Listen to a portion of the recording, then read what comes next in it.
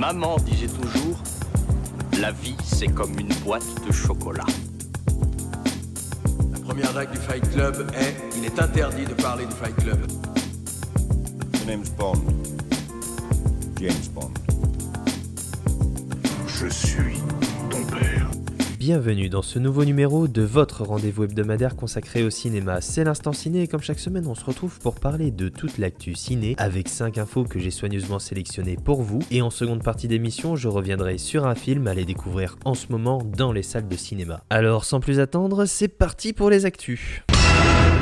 Notre première info nous a été révélée par Vanity Fair et dans un long portrait, l'acteur James Earl Jones, qui campait le personnage de Dark Vador, ou plutôt sa voix depuis 1977, soit la sortie du premier Star Wars au cinéma de George Lucas, eh bien ce monsieur James Earl Jones annonce qu'il va prendre sa retraite et ne sera donc plus la voix du célèbre seigneur Sith Dark Vador. Néanmoins, pas de panique pour les fans, il a autorisé l'utilisation de ses enregistrements précédents pour le futur après son départ. À partir de ceci, une entreprise spécialisée dans la reproduction de voix artificielles va pouvoir reproduire donc sa voix et on pourra l'intégrer un peu partout, comme c'était le cas précédemment dans les films, les séries, les jeux vidéo, bref, on entendra toujours la voix de James Earl Jones dans le casque de Dark Vador, mais lui sera pépère chez lui. Honnêtement, c'est plutôt un bon plan. Toujours dans les actualités, une news qui nous a été révélée par Deadline, le prochain film de Robert Zemeckis fait parler de lui, puisqu'intitulé Here, ce film verra à l'affiche Tom Hanks, Paul Bettany et Robin Wright, rien que ça. Pour le moment, on n'a pas trop de détails sur ce film, mais ça s'annonce être un truc assez grand, assez exceptionnel, un mélange de science-fiction et de film un peu d'anticipation, à base de voyage temporel. Robert Zemeckis compte bien revenir en pleine forme, surtout après la petite déception qu'a été son dernier Pinocchio. Un petit tour maintenant du côté des bandes annonces de la semaine. Cette semaine, nous avons eu les premières images du prochain film Astérix. Ça s'appellera Astérix et Obélix, l'Empire du Milieu. Ça sera de et avec Guillaume Canet, également accompagné de Gilles Lelouch, Vincent Cassel, Marion Cotillard et j'en passe. Ça sera à découvrir le 1er février au cinéma. Nous avons eu une première bande annonce pour le nouveau film de et avec Gad Elmaleh. Ça s'appelle Reste un peu et c'est le 16 novembre au cinéma. Ensuite, les premières images pour le nouveau film de Gérard Jugnot en tant que réalisateur. Ça s'appelle Le Petit Piaf, c'est le 21 décembre au cinéma. Et enfin, pour terminer ce tour des bandes annonces, on a eu la première bande annonce pour le film Nos Frangins, à retrouver le 7 décembre au cinéma.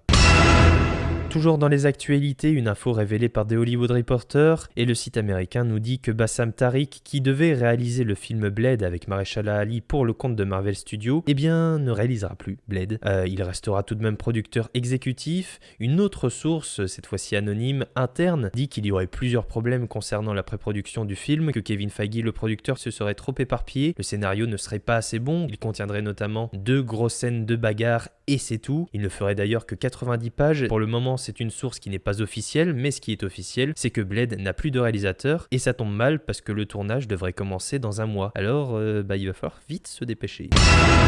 Et enfin, on termine ce tour des actualités par la grosse nouvelle. Restons dans l'univers Marvel, dans l'univers du super-héroïque, puisque Ryan Reynolds, l'acteur de Green Lantern, mais plus récemment de Deadpool, après 2 films, il va y avoir un 3e film Deadpool, cette fois-ci sous l'égide de Marvel Studios, puisque Deadpool appartenait à la 20th Century Fox et la 20th Century Fox a été rachetée par Disney. Donc le personnage de Deadpool et tout son univers vont être intégrés à l'univers Marvel Studios, avec les Avengers, les Gardiens de la Galaxie, tout ce beau petit monde. Et que faire de ce Deadpool 3 donc ? Après s'être trouvé un réalisateur il y a quelques mois en la personne de Sean Levy, le showrunner de la série Stranger Things ou encore réalisateur de la saga La Nuit au Musée, Ryan Reynolds a révélé une vidéo sur ses réseaux sociaux où il nous explique très calmement qu'il a cherché plein d'idées pour pitcher ce nouveau Deadpool, ce 3e film, et il ne sera pas seul puisque c'est confirmé, c'est officiel, Hugh Jackman va reprendre son rôle mythique de Wolverine pour un film qui est décrit comme un road trip déjanté. Au départ, beaucoup ont cru que c'était une blague, on laissait vraiment très proche et les 2 acteurs justement se tiraient un peu la bourre pour savoir est-ce qu'on ferait pas un truc ensemble, Wolverine et Deadpool dans un seul et même film. Ça paraît improbable et pourtant ça semble bel et bien réel, c'est désormais officiel. Wolverine sera dans Deadpool 3, Hugh Jackman va reprendre son rôle,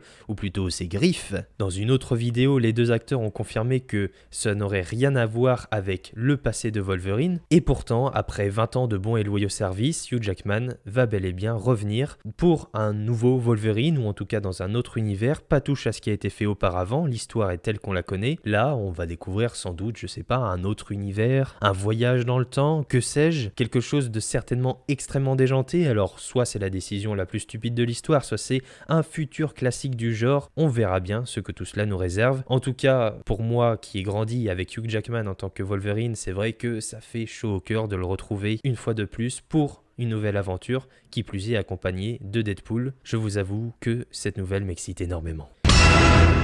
C'est maintenant l'heure du film de la semaine, et cette semaine je vais vous parler d'un film suédois. C'est la Palme d'Or à Cannes, le film événement, réalisé et écrit, pensé par Ruben Östlund, et ça s'appelle Triangle of Sadness.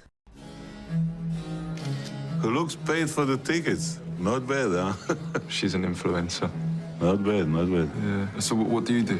I sell shit. The success of a luxury cruise, it mainly depends on you. Enjoy the moment. It's always, yes sir, yes ma'am. No. What? Everyone's equal. Triangle of Sadness, ou en français Sans filtre, me demandez pas pourquoi, est donc le film qui a remporté la Palme d'Or cette année au Festival de Cannes, un film qui a fait débat auprès de la profession. Alors vous allez me dire, un peu comme tous les ans à Cannes, oui, on va dire que c'est normal, c'est quelque chose qui ne change pas au fil des ans. Le vainqueur de la Palme d'Or fait rarement l'unanimité auprès de tous, auprès du public, mais également auprès des professionnels de la profession, et Triangle of Sadness ne déroge pas à cette règle immuable. Robert Östlund revient donc pour un nouveau film et pour une nouvelle Palme d'Or, puisqu'il avait déjà remporté une Palme d'Or il y a quelques années avec son excellent The Square, qui fut tout aussi débattu et a posé et continue de poser problème à certains. Et c'est vrai que c'est un doublé pour ce réalisateur donc suédois qui s'attache ici à faire une nouvelle critique cynique de notre société. C'est un peu son leitmotiv à lui, désapprécier un univers qui ici est un univers de l'ultra richesse, du haut capitalisme, bref quelque chose à faire frémir toute la droite internationale, et au travers de ce récit, il peint donc une satire transgressive sur ce monde des ultra riches. Alors comment est-ce qu'il fait ça? Il le fait en 3 parties. Le film est en fait chapitré, découpé en 3 parties bien distinctes, avec dans une première partie quelque chose d'assez posé, et ça se ressent dans la mise en scène. La mise en scène évolue au fur et à mesure que ces 3 parties se déroulent. Dans la première partie, on découvre un jeune couple de mannequins, et on découvre les turpitudes de la vie, notamment avec un problème qui les agace, qui les interroge, c'est celui de l'argent. Qui c'est qui paye la note à la fin du dîner dans le grand resto luxueux? Est-ce que c'est l'homme? Est-ce que c'est la femme? Galant? Égalité des sexes?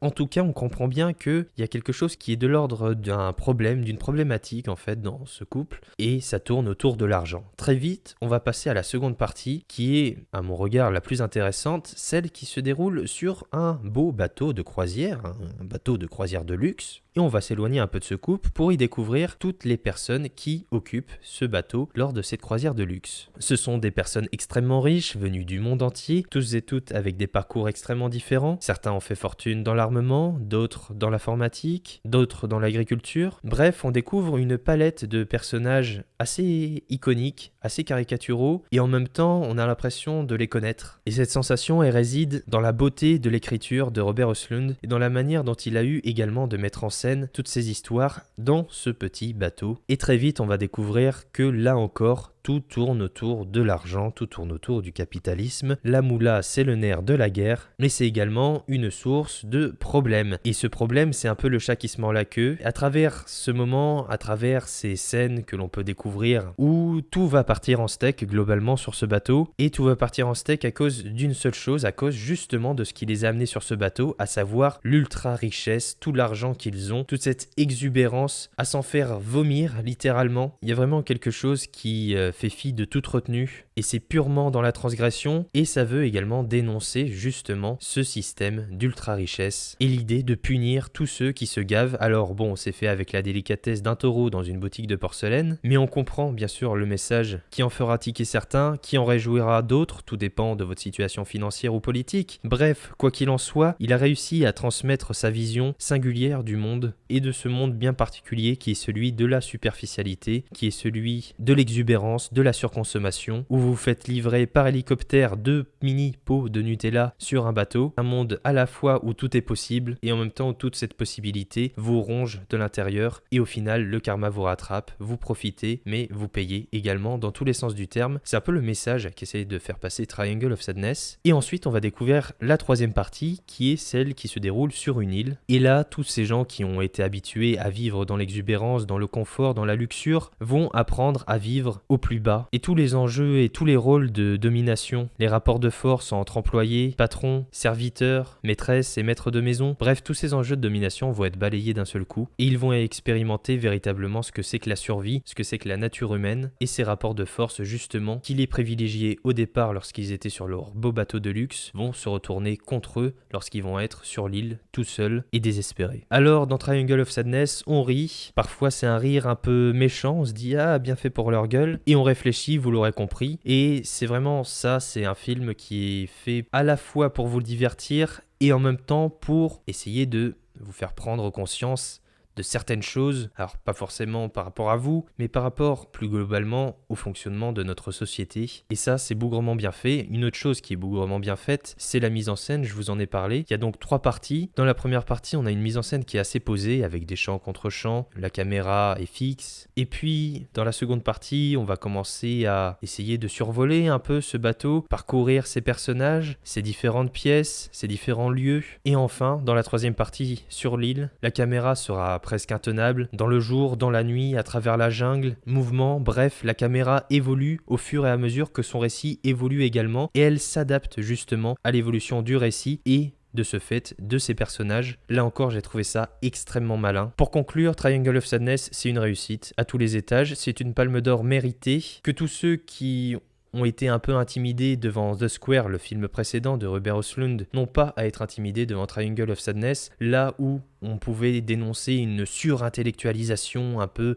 du message qui est porté à l'écran dans Sans filtre, dans Triangle of Sadness. Là, pour le coup, il n'y a pas de surintellectualisation, c'est clair comme de l'eau de roche, vous allez à peu près tout comprendre. Donc il n'y a pas à rougir de cela, il n'y a pas à avoir peur d'aller découvrir un cinéma différent, un cinéma qui vous fait réfléchir, un cinéma qui vous fait rire, qui de fait vous émeut. C'est une belle découverte, une belle réussite, et c'est pour cela que je vous engage vivement à aller découvrir Triangle of Sadness dès maintenant au cinéma. Thomas, when you're able to hold the captain's dinner. A toast to love. I'm not a fan of fine dining.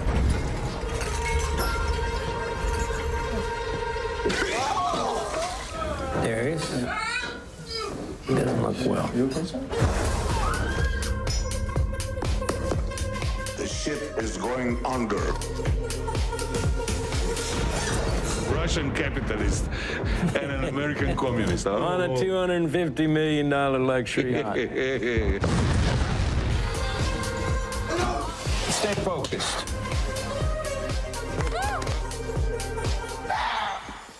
We have to create a good group.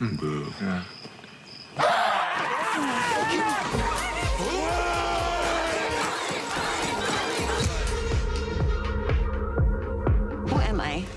You're the toilet manager. No. Here, Captain.